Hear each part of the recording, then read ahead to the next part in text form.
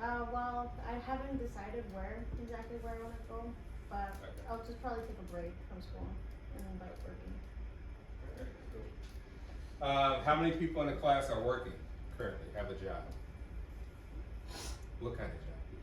I work 2 different jobs.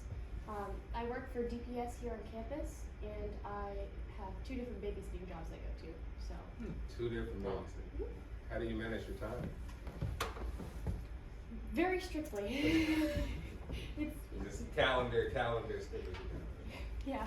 calendar. Who else? Somebody? I work at academic advising, and I'm trying to get another job. What kind of job are you trying to get? I'm trying to work at the shoe store. Like athletic shoes or dress shoes? Just like just anything. Just anything, just Yeah, shoes. like retail. You have an interest in shoes? Yeah, I like shoes a lot. Okay. Makes sense. Anybody else? Yes. I'm a sales floor coordinator and a backroom associate at Home Goods in the city. Okay. Cool. You enjoy it? I mean, it gets what I gotta do, you know. Like, Yeah. It gets it done, so. Gotcha. I'm a realtor assistant and I'm also barista. A barista and a real estate assistant. You enjoy real estate? Yeah, I'm trying to get my license. Okay, that's good. I do business in real estate. You know, I used to be a broker a long time ago, but got investments and stuff. So, got any questions I can answer? Who here has a background in any sort of background in psychology? Like you have some sort of knowledge about the field of psychology? Yes. I took AP Psych my senior year of high school. Okay. Do you find it helpful? Yeah. Or interesting? It was very interesting. Okay. Who else? Yes. I took it my freshman year, but then I struggled a lot, so I had to drop it. But it was kind of hard to grasp. Yeah, and I felt like our teachers like really like got the topic a lot when we were in class, so it's kind of hard to like keep up and like focus, especially when he didn't really like tell us anything besides just like random stories that had to do with Once like upon a time. yeah. Anybody else? Okay. Well, this class, so it's an introductory class, college level introductory class into kind of all things psychology, right? Biological, nature, nurture, disorders, things like that. Counseling towards the end, a lot of stuff towards the end. So the point is not to be afraid of the course, right? A good instructor makes complicated things simple, right? Not here to complicate your lives and throw out big fancy words you are afraid of, right? The point of this class is to be comfortable, ask questions. You know, the topics are interesting because psychology, to me, is the most fascinating of all fields because it deals with you and everybody else, right? So if you understand the concepts and kind of the paradigms of it and dimensions of it, like you can understand just the basis of it, you can apply this stuff to any other field that you're working in. Right, we can apply it to anything: economics, marketing, management, theology, history. Right? What was the mindset of people? Why were people acting, behaving the way they were? Right? You can apply it to cultures, entire society, social psychology, communities. Why does this community behave that way? Why do they value that thing? Why do they do that way? That's all these questions. So the class should be fun, it should be interesting, and hopefully we take some complex ideas, make them simple, to make the class, you know, sort of fun. Maybe next class, if you can, bring like a sheet of paper with your names in front, you know, so it's gonna be hard for me to keep up names, you know. So I teach a couple courses. So let's get to it. Chapter 1. Well, first, everybody saw the syllabus? Okay, so it's all the syllabus, everybody able to get access to the book? Yes. Where was the syllabus at? Is it on? It's on Blackboard. Okay, I didn't get to check it out. I tried to check it out yesterday, but it was like all like locked up. Blackboard was private for a while. Yeah, but it's live today, right? Mhm. Yeah, so typically the day of, it's when they finally publish the file. So you get a chance, check it out. We could run through it probably towards the end of the class. You know, I'll pull it up on the board and we can run through it so you know what to expect in class in terms of exams and presentation towards the end. So I'll pull it up towards the end of class. I'm gonna try to get as much information as possible. You know, the class is only 50 minutes long, so try to spread things out nice so that we're able to learn what we need to learn. Psychological science. Well, first here, a little bit about myself, right? See, I think I got another.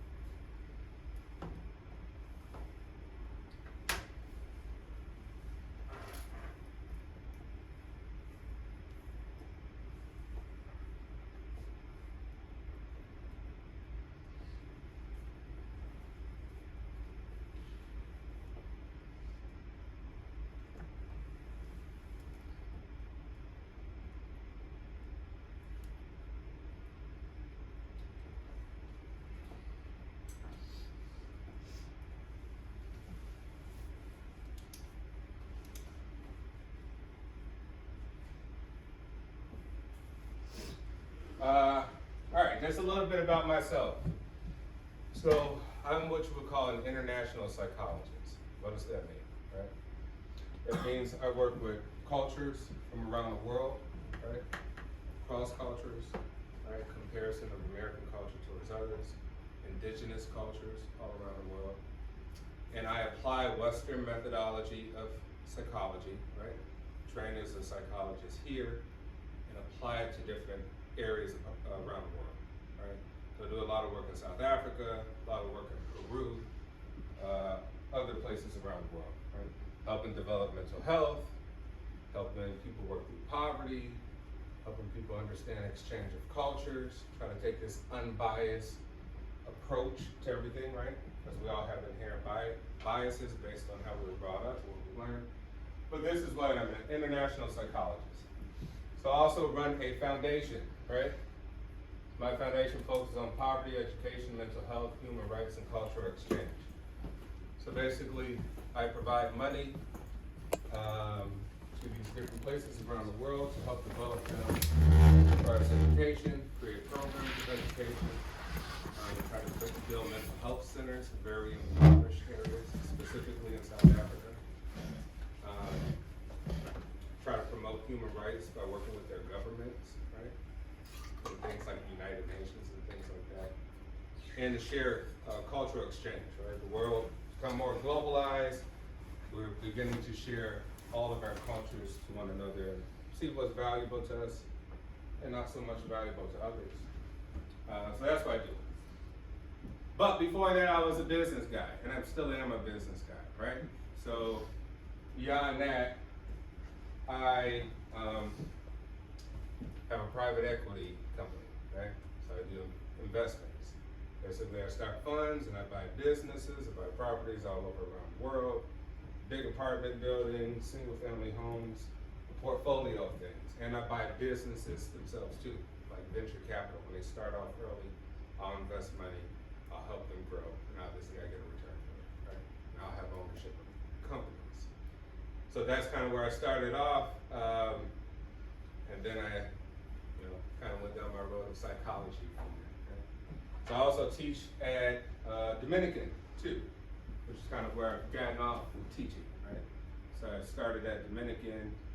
I also teach at Pepperdine, which is in Malibu, California, and here. So I like it here. This is a pretty cool school. So I stand area.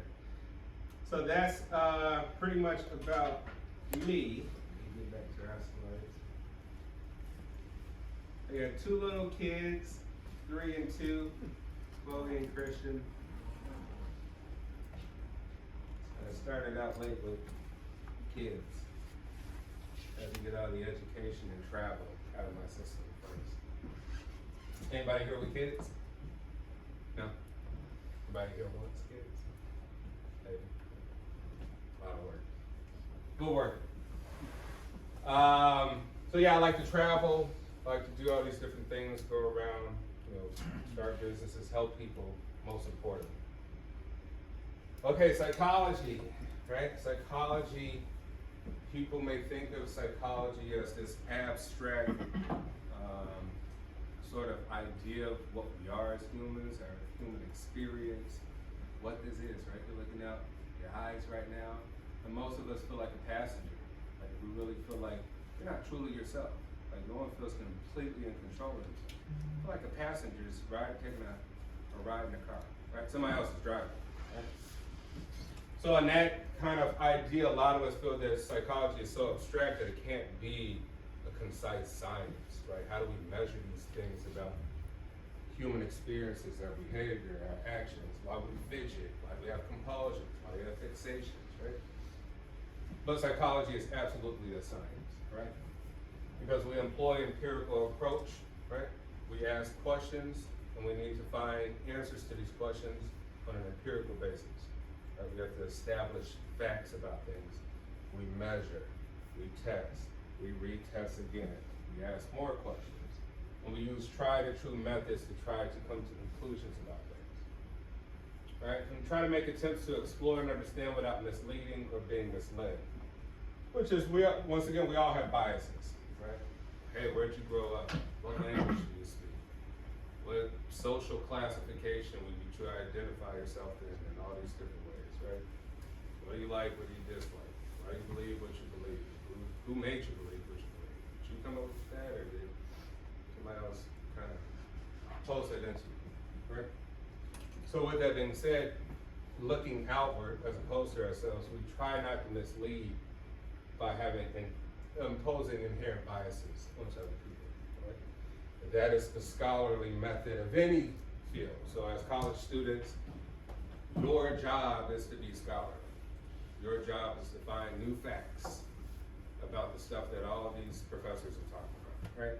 This is great that we're talking about it, but your job is to take the needle pass to the next part, right? It's not like high school. High school, I think, you regurgitate. Man, I gotta remember, what's the definition of that, right? So it's like memory.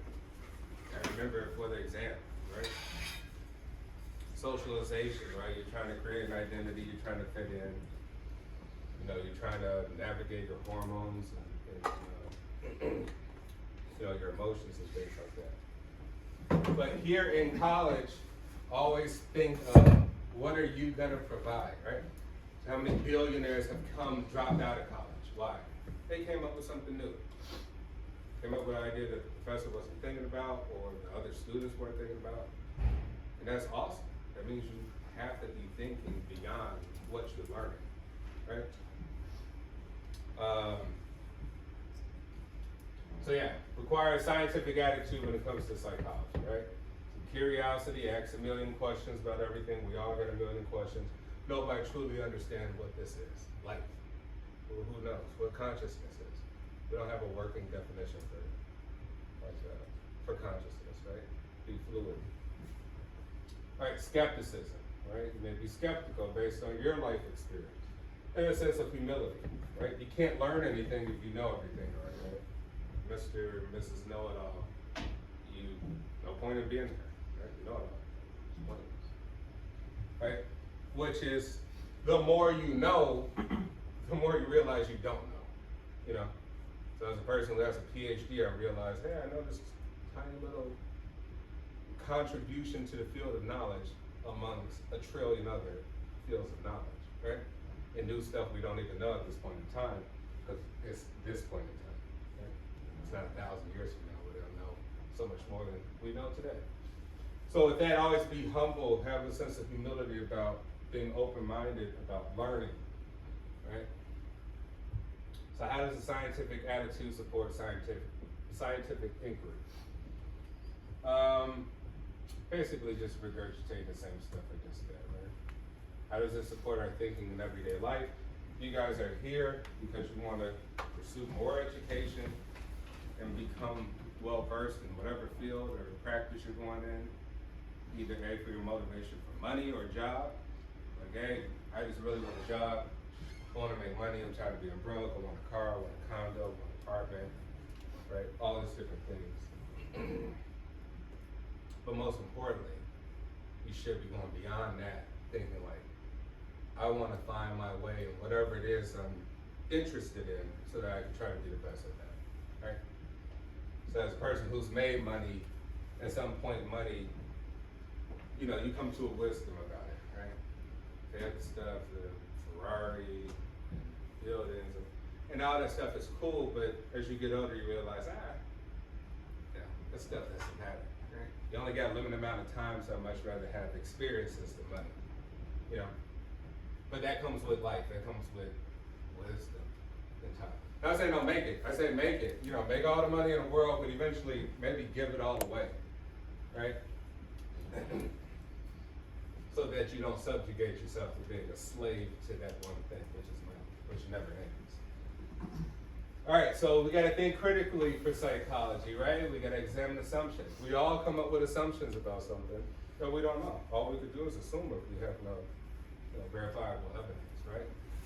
Praise the source, kind of examine where the source is coming from, discern hidden biases, always think about yourself, hey, am I biased, right? Yeah, I feel this way, I feel so passionate about this way. But, is that a bias towards other people who don't feel that way? Who may have a different life experience, right? Evaluate evidence and assess conclusions, right? You have conclusions, but assess them because sometimes they can be wrong. All right, so Wundt started the first laboratory. Before we get into sort of the history, anyone here has like knowledge on Freud and Jung? Who could tell me anything about those guys, Freud and Jung? Anybody remember anything from Freud? So those are the kind of the big guys that kind of shaped the world of philosophy. But these are some of the earliest people, right? Wundt, right? He helped to measure atoms of the mind, which is almost like a physicist's approach, right? Back in the day, before we had all this great technology, most people were philosophers, right? Or they studied physics, things like that, looking out into the universe and figuring out why things are the way they are, what make things what they are, and so eventually start to become looking at the mind. Speaking of the mind, what is the mind? What is your understanding of what mind is? Right? Yes?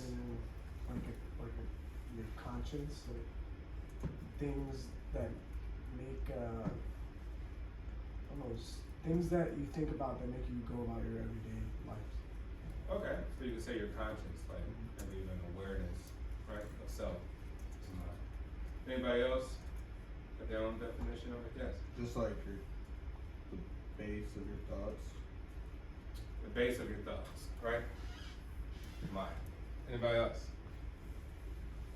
No, mind's a pretty broad concept, what it is, right? Think of that like, mind sort of comes from animus, which is really soul. Really, when people speak of mind, kind of like, hey, we're referring to the soul, and we don't truly know what the soul is, right? But we could say, what makes you an animated human being, right? You're moving, you're walking around, you're looking, observing. That's all mind. So you could basically describe this as a mental experience. It's just an experience, right? Your experience.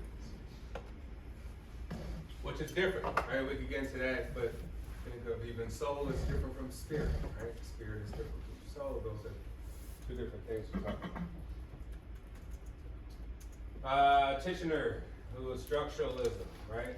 Structuring all of this science to create a field of psychology, right? Introspective, looking inside.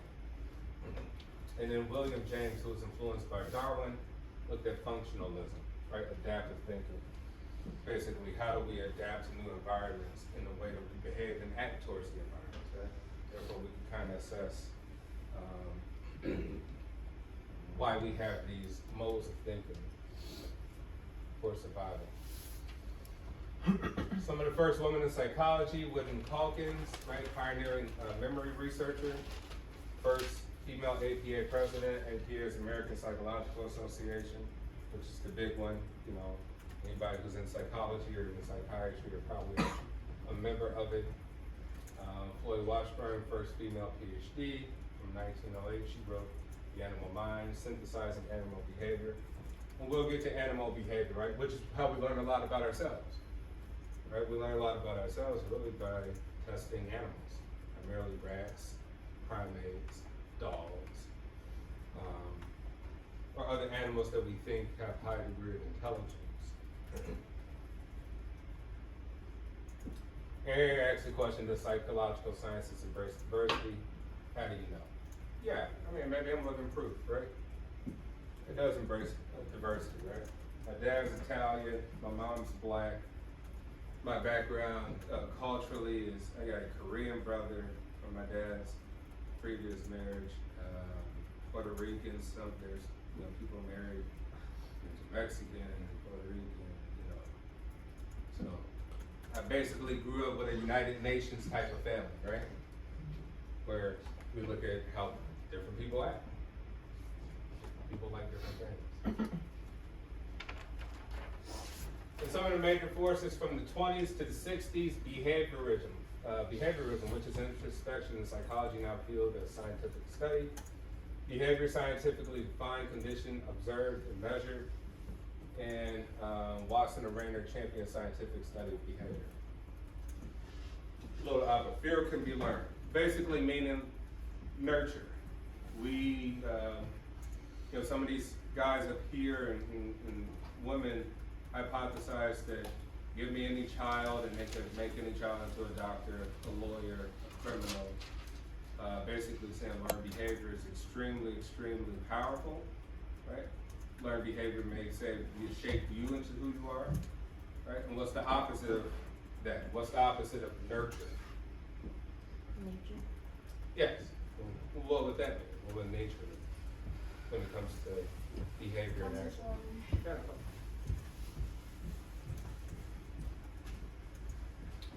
Think of nature, right? Nature is like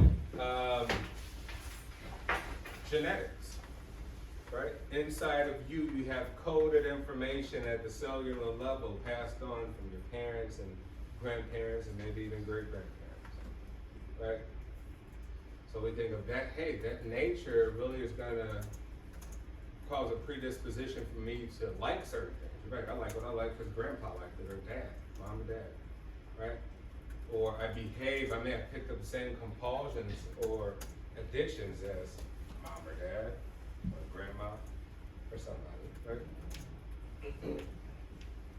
Anyway, so even fear here, we'll talk about Little Albert later, which is a story and study about how fear can be learned, right? Think of even, you're afraid of something, right? You're afraid of heights, you're afraid of scurrying little rodents, or what have you. Typically, what these people would say is like, hey, something happened. You have a limited memory. I'm gonna ask you, hey, what happened when you were 1 year old? You better, Professor Ross, I have no clue what happened when I was 1. I had no clue what happened when I was 2. Is that important? Absolutely, it's important. Too bad you don't remember. But guess what? What happened at 1 and 2, you don't remember, shaped who you are today. You just don't remember. So that's why people later on in life have issues that they have to get over because like, hey, something happened. Now I gotta try to trace back where it come from because that sort of trauma that happened, even though it's outside of memory, it's still there. It's not like it just evaporates and goes away. So it's very important. The early stages in life are extremely important because it helps shape all these different things about yourself, these little nuances. About like, man, where does that come from? Why am I afraid of that? Like, that makes no sense. Well, it does make sense. You just have to look far back enough. There's Freud, right? Freudian started psychoanalytic psychology. Freud was a psychiatrist and more important, medical doctor. But he really kind of brought the field of psychology into the mainstream. Probably one of the most famous people of all in the field, right? Freud is a very controversial character too, right? Freud talks about how everything dealing with the rawness of what we are as animals, how it deals with primarily sex and aggression, Freud's like, that's the basic. Kind of everything from there is related to that. Everything you do, what you mean sort of competition, right? And our predisposition to want to continue the species. How do we make more of us? If we don't make more of us, we no longer exist. So obviously there's a very powerful force there to want to make more of us so that the species continues according to nature. Right, and so Freud emphasized ways that the unconscious mind and childhood experience affects behavior, right? The unconscious mind. How many of you guys think that you're in control of your life? Why do you think so? Because a lot of decisions that I make, like trigger like a chain reaction for what happens later. So it's like all based on what I think, or like what decisions I make. So decisions and choices, right? Impacts everything from there. Who here thinks that they're not really in control of their life? What do you think, Sam? Because life is made up of different interactions between us and other people, and the only thing we can really control is how we respond. Yeah. Do you control other people? Absolutely not. Yeah. Boyfriend, girlfriend, husband, wife, children, mom, dad, whoever, right? You don't control these people. At any point in time, they could do something they completely hate and they never speak to them ever again. That's life, right? And that's a harsh reality. Who here feels that it's maybe somewhere in between? Why? Well, because I feel like there are certain things you can't control, like the way you act, the way you think sometimes, maybe just like the way you view people, but you can't control how others see you, you know? That's like how they, that's their point of view, I feel like. Because we always had a saying in football, like, control what you can control, you know? Don't worry about the things that are going on outside of what you can control. Yeah, very true. I think they're all true in some sense, right? Yes, we do, most of us do have control over our thoughts, right? Some people don't if they have some sort of, brain trauma or an issue or disorder. We absolutely can't control other people, which is completely true, right? Other people can't know what we're thinking, can't look inside our brain and know if we're lying, telling the truth, could never happen. But in essence, it's a little bit of both, right? It's a little bit of both. Thinking of yourself. Are you thinking about breathing right now? Are you conscious of you breathing? What's making that heart keep beating? Hey, you're still alive. I'm pretty sure you're not conscious of, oh, okay, let me get another beat. Right? Are you thinking when you're walking? Just walking down the street, are you thinking about each step you take? Right? No. Which means that nature has given us some automatic stuff it don't need you to think about, right? So nature is giving you some stuff that you don't have control over, right? Your sleep cycle, hey, I gotta use the restroom. I don't want to. Something else is telling you gotta go. So in essence, in some way, shape, or form, nature doesn't care what you think on that side, right? And then you have your conscious brain where you can make decisions. So choices, be rational, logical, emotional, however you want to take things. But keep in mind, that's what Freud was emphasizing, the unconscious mind. Like, man, there's a lot of stuff. If we got all this automated stuff, even stuff that happens to us gets buried somewhere. Remember, this stuff just don't disappear. Nothing disappears. Whatever you did in life is there. Right? You may pretend like it disappeared and going with your life. It's always there. It's just about managing, right? Whether you conquered that thing or not. Some people haven't conquered their thing. But that unconscious part of our mind and our childhood experiences, which we may have forgotten, affect our behavior immensely, right? Because it's our introduction to the world. The introduction is probably the most important. Even the introduction to a class, like either you get it or you don't. Principles of psychology, general psychology, right? If If you have the basis, you kind of understand anything complicated. Nothing else will be that complicated. If you don't get the basis of the beginnings, then life is completely complicated, right? You just skip it. So Freud kind of shaped all of that, the unconscious mind, pulling out things that we are not thinking about that are actually still there. And then B.F. Skinner, which was a behaviorist. He talked about personality theories and how we could shape a person to be a certain personality based on kind of training them to behave a certain way. I think we're all being trained, right? You're in this class, it's a structure, there's a register, school's a structure, it has rules, right? In some way, you're not just some rogue student doing what the heck you want to do. You can, but you won't pass and graduate, you know? The point is, the environment is shaping you to be something. And you could just go live in the woods and build a cabin, but they're like, no, I want a job and a car and an apartment, right? Obviously, something, society and forces and parents and some things are shaping you to be part of the group, right? This big old group. So Skinner is like, hey, we could kind of shape anything to be any behavior, right? I'll give you a benefit, a motivation. Hey, could I make you do this? Can I give you this? Yeah, I'll do that because, right? Or I won't do that. Or harm you could pose a harm to somebody. Like, hey, this will happen to you. Don't do it. All right.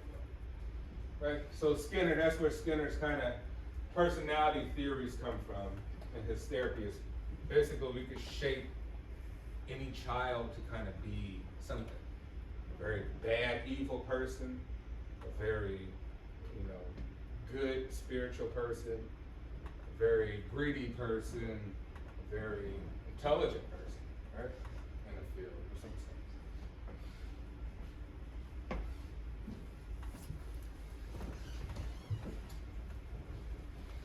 All right, some major forces from the 60s. As you can see, past the 1900s, that's kind of when psychology became a major force, right? It really derives from philosophy. Just asking curious questions. Like, what is this place? How do we learn language? We got 1,000 languages. Well, how do we pick up this one so easy? Why do we do what we do? Why do I feel the way I feel? Can I control that feeling? Like all these different things, right? And then we even have humanistic psychology, which founded from behaviorism and Freudian psychology, too limiting, right?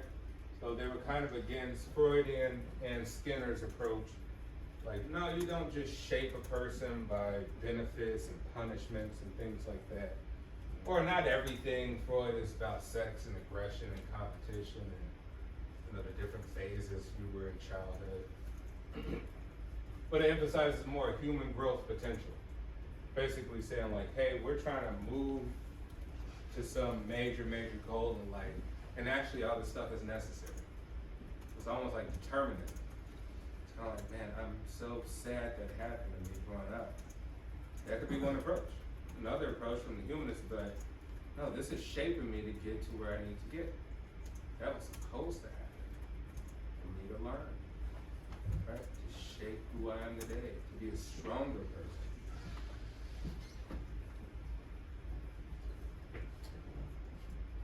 And then we have Rogers and Maslow.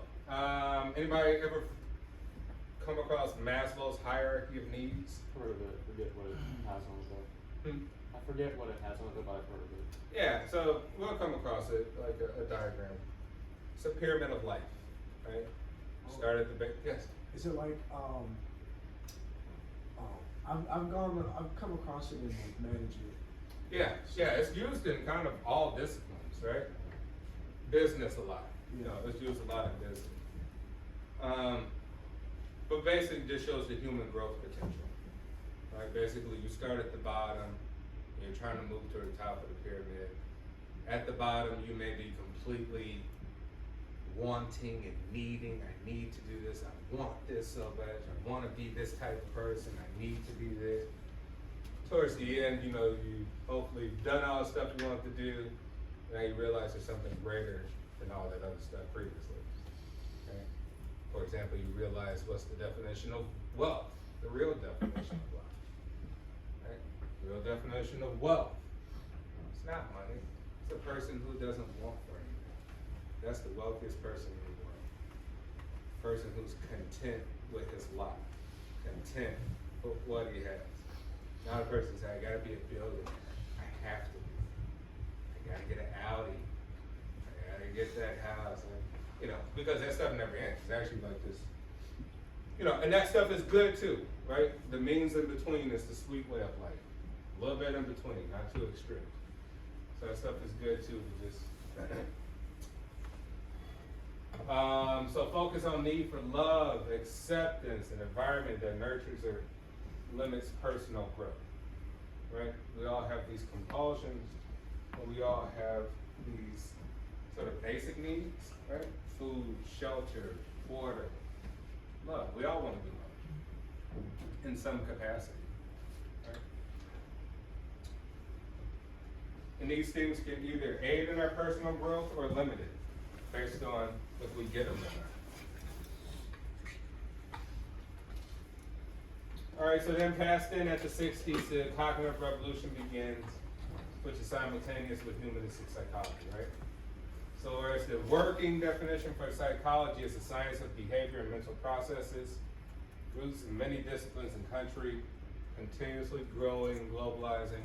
Once again, me as an international psychologist understand, hey, psychology is not everything just Western. Freud and Maslow and Rogers and all these people. But we forget the whole other half of the world, right? What do they believe in Korea? In terms of mental processes or disorder. Oh, they may not even identify that there's things that disorder, because maybe the culture finds that to be a weakness, right? Maybe other places have different philosophical understandings on meaning, you know, spiritualism. They think that, hey, this stuff doesn't really apply over here because we have a different history, different culture, right? We have a different idea of how things work with our existence. So the field is constantly growing. But once again, if you can understand psychology, you can apply it to anything. Because you will be a master. Most importantly, I would say the goal of the class is to master self. Master yourself. Understand self. If you don't understand self, you will never understand other people. It will be just a mystery. Right? A mystery of why people do what they do in the human condition. All right, cognitive psychology is a study of mental processes such as those that occur when we perceive, learn, remember, think, communicate, and solve problems. Right? So it's all of that stuff that goes into processing thoughts, which goes into behavior and memories and those types of things. Right? That's cognition. You know, how do you learn? Do you learn by memory? Do you learn by some other mode? And then cognitive neuroscience is interdisciplinary study of the brain activity linked with cognition, including perception, thinking, memory, and language. Right? What color is the sun? What color is the sun? Orange. Yellow. Oh, sun. What color are the stars at night? Why is the sun any different? It's a star. Right? All it is human beings can only see in a spectrum of our visible light, which we call visible light. It's the light that's visible to us. Don't mean there ain't no other light around. It's gamma rays, X-rays, stuff we can't see. You get what I'm saying? So think of that. Think of just things like that. That's your perception. Oh wow, it's orange. No, it means a star. It's the same color as the ones at night. Right? But now we get into physics and be like, oh, the scatter of light across the sky, spreads it out, filter the atmosphere, yada, yada, yada. So we see it as orange, which means we're seeing it as something that it's not truly is. Which means maybe for millions of years, you're like, well, people are not seeing things for what they truly are. Which is kind of even ourselves. We may not even see ourselves for what we truly are. We may not see other people for what they truly are. We will still be seeing them as orange. Really, they're different color. So then, yeah, as human beings, we have a limited scope. We see in what we're given with these eyeballs.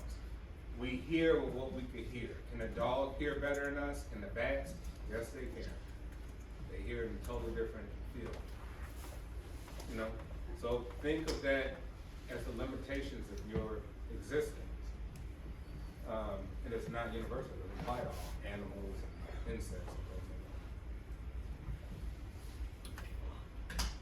Which makes it even more interesting, right? We say perception. Hey, how did you see that thing happen? Well, from my perspective, this is what happened. How did you see it? Well, from my perspective, it's completely different. Two different perspectives, right? Yours is your own.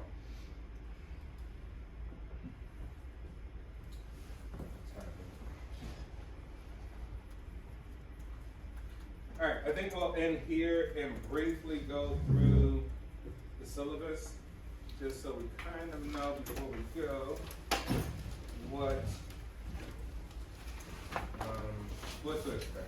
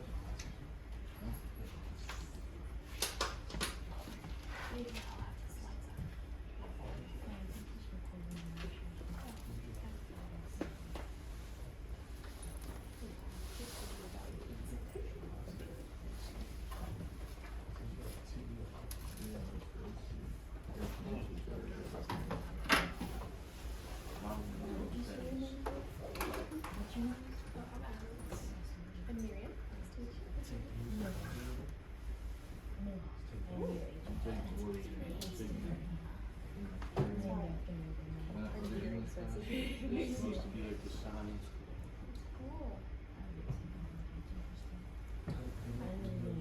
All right.